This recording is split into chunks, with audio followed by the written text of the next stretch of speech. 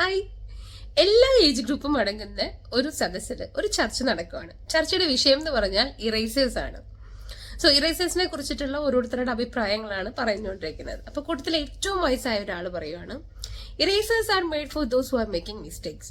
തീർച്ചയായിട്ടും തെറ്റ് ചെയ്യുന്നവർക്ക് വേണ്ടിയിട്ടുള്ളതാണ് ഇറേസേഴ്സ് എന്നാണ് പുള്ളിക്കാരൻ കൺവേ ചെയ്തത്. ഇത് കേട്ട ഉടനെ വളരെ സ്റ്റൈൽ ആൻഡ് സ്മാർട്ട് ആയിട്ടുള്ള ഒരു പയ്യൻ, ഒരു യങ് ആയിട്ടുള്ള ഒരു യൂത്ത് പയ്യൻ എഴുന്നേറ്റ് നിന്ന് പറയാണ്, no sir, you are absolutely wrong.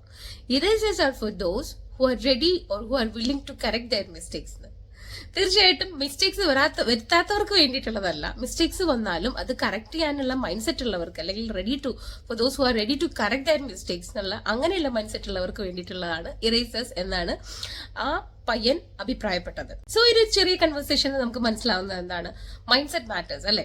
നമുക്ക് ഒരിക്കലും ലൈഫിൽ മിസ്റ്റേക്സ് വരാതിരിക്കില്ല. മിസ്റ്റേക്സ് വരാതിരിക്കുക എന്നുള്ളതല്ല, നമ്മൾ പെർഫെക്റ്റ് ആയിട്ട് ഇരിക്കുക എന്നുള്ളതും അല്ല.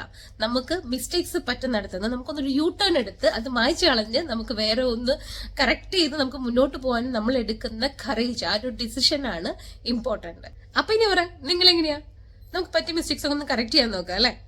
Think about it. Take care. By.